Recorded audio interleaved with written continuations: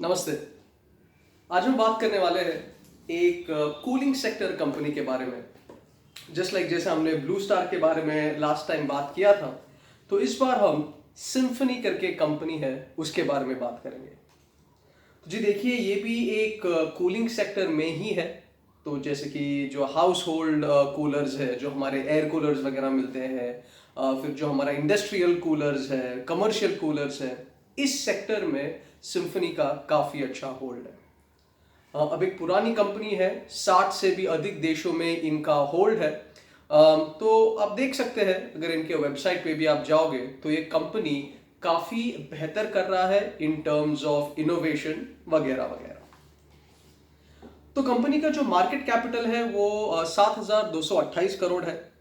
इसका जो PE ratio है वो 40 के ऊपर है, जो एक छोटा सा थ्रेट हो सकता है, क्योंकि अगर मार्केट ने अपने आप को रिकरेक्ट कर लिया तो शेयर्स शायद थोड़े से डाउन हो सकते हैं, या जो शेयर्स के जो प्राइस है वो थोड़े से डाउन हो सकते हैं।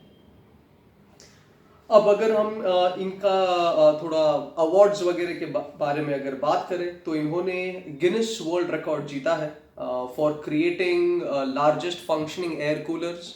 और सऊदी अरब में जो मक्का मदीना है वहाँ पर, और हिंदुस्तान में जो पतंजलि योगा भवन है वहाँ पर भी ये कंपनी के काफ़ी प्रोजेक्ट्स हैं। तो अभी काफ़ी बड़ी कंपनी है ये। हाल ही में मैं इनका जो एग्जीक्यूटिव डायरेक्टर है रुपेश शाह, उनका इंटरव्यू देख रहा था, जहां पर अभी उनका भी ये अनुमान है, सिमिलर टू ब्लू स्टार की तरह, कि इस साल जो गर्मी पड़ेगी वो भी बहुत ज़्यादा होने वाला है, जिस वजह से जो एयर कूलर्स वगैरह है उसका सेल्स ऊपर जा सकता है। अब देखिए, एयर कंडीशनिंग से थोड़ा सस्ता आता है एयर कूलर। तो हम और आप जैसे लोग अगर एयर कंडीशन अफोर्ड नहीं कर सकते तो हम डायरेक्टली एयर कूलर की तरफ जाएंगे। सेम काम करेगा और थोड़ा कम दाम में करेगा, तो क्यों ना हम वही ले लें। तो प्रोस्पेक्ट इसका थोड़ा अच्छा दिखाई दे रहा है। अब इन्होंने हाल ही में 30 नए मॉडल लॉन्च किए हैं डोमेस्टिक और कमर्शियल सेक्टर में। और इनके जो काफ़ी सारे एयर कूलर के जो मॉडल्स हैं उसमें इनके पास कोई डायरेक्ट कॉम्पिटिटर नहीं है। तो मार्केट में ये अकेले हैं, जिससे इनका थोड़ा दबदबा भी बना हुआ है। और अगर एक सर्टन मॉडल अगर आपको लेना है आपके घर के लिए या आपके ऑफिस के लिए, तो आपको सिम्फनी के ही कूलर्स लेने पड़ेंगे। चलिए कुछ और चीज़ों के बारे में बात करते हैं। अभी हाल ही में जो कोविड था, वहाँ पर इन्होंने रिसर्च एंड डेवलपमेंट में बहुत ही अग्रेसिवली प्रोग्रेस किया है।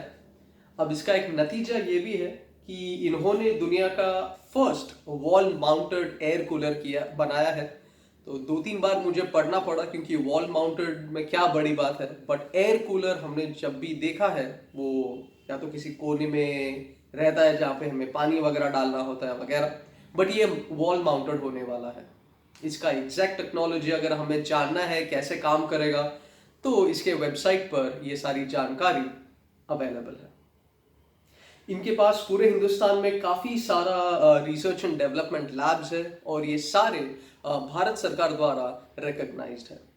तो अभी ऐसा नहीं कि ये कुछ भी रिसर्च कर रहे हैं, जो नीड ऑफ द आवर है ये उसी डायरेक्शन में अपना समय और अपना पैसा लगा रहे हैं।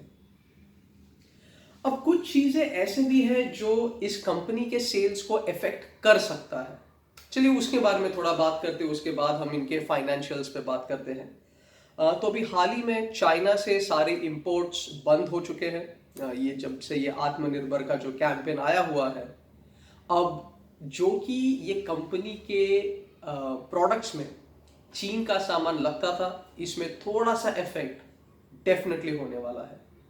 अब इनके एग्जीक्यूटिव डायरेक्टर का ये मानना है कि 90% जो भी चीज़ें इनके कूलर्स में लगता है वो सारे हिंदुस्तान में ही बनता है, सारे लोकली बनता है, बट जो 10% है वो अभी बाहर से आता है।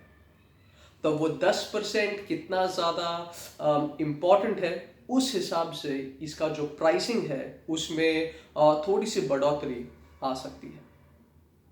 दूसरा बहुत इम्पॉर्टेंट चीज़, अभी हाल ही में रॉ मटेरियल का प्राइस भी बहुत बढ़ गया है।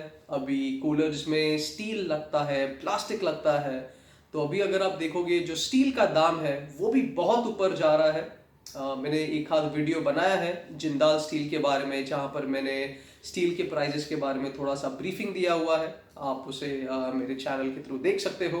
तो ये एक ऐसी चीज़ें हैं जिनके वजह से 2 से 6% इनके जो प्राइजेस है वो ऊपर जा सकता है। अब देखिए ये जो प्राइजेस ऊपर जाएंगे उस वजह से कितने लोग इसे और खरीदेंगे या नहीं खरीदेंगे, ये तो मार्च के बाद ही पता चलेगा, जब हल्का सा गर्मी आना शुरू हो जाएगा। इनका जो प्लान है वो है जो इनका ऑनगोइंग कॉस्ट है उसको कंट्रोल में लेके आना, जो इनका एफिशिएंसी है उसको बढ़ाना, और जैसा मैंने पहले भी कहा था इनके पास ज़्यादा कोई कंपटीशन नहीं है एयर कूलर सेक्टर में, तो ये कंपनी के पास एक बहुत अच्छा चांस है। तो क्या अब हमें इसमें निवेश करना चाहिए या नहीं? तो एक तो ये चीज़ें थी जिसके वजह से प्राइसेस ऊपर जा सकती है। थोड़ा सा जो इनका वीकनेस है उनके बारे में भी मैं आपके साथ शेयर करना चाहता हूँ। तो इनका जो growth in revenue and profit है वो थोड़ा सा कम हुआ है। क्वार्टरली जो इनका नेट प्रॉफिट है वो भी कम हुआ है, और रीसेंट डिक्लाइन भी हुआ है ऑपरेशनल प्रॉफिट में। बट क्या ये बहुत ज़्यादा घबराने वाली बात है? मेरे ख्याल से नहीं, क्योंकि अगर हम इनका प्रॉफिट्स देखें जो इनके वेबसाइट पर अवेलेबल है, जी मार्च में 40 करोड़ का प्रॉफिट था, जून में कोविड के कारण ये नेगेटिव में नहीं गए, ये पॉजिटिव 2 करोड़ है, और सितंबर में 15 करोड़ है। तो अब अगर सितंबर में ये अच्छा है तो ये अनुमान लगा सकते हैं कि दिसंबर में भी अच्छा होगा, और जो फोर्थ क्वार्टर है उसमें भी ये अच्छा हो सकता है। इनका शेयर होल्डिंग्स भी बढ़िया है। जो इनके प्रमोटर्स हैं 75% इनके पास है, और सितंबर 2019 से लेके अब तक शेयर होल्डर्स का जो कंट्रीब्यूशन है वो उतना ही रहा है।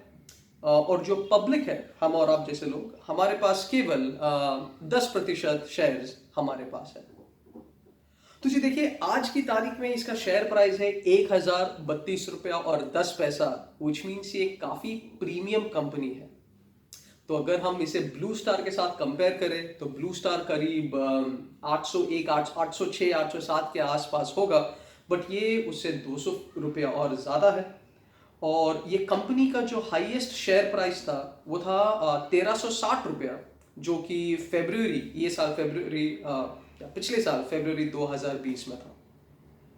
तो इसको मद्देनजर रखते हुए ये शायद और 200-300 रुपया ऊपर जा सकता है पर शेयर। बट ये जो भी बाकी के जो फैक्टर्स है, जैसे रॉ मटेरियल बढ़ रहा है, जैसे प्राइसेस ऊपर जाएंगे, और सबसे अहम बात जो इनका पीई रेशियो है, अगर वो करेक्ट हो जाता है, क्योंकि अभी 40 रुपए के माफ कीजिएगा 40 के ऊपर इनका पीई रेशियो है, तो अगर मार्केट वापस करेक्शन में आ जाता है तो शायद पीई रेशियो भी करेक्ट हो जाए, जिससे इनके शेयर प्राइसेस पे थोड़ा सा असर हो सकता है।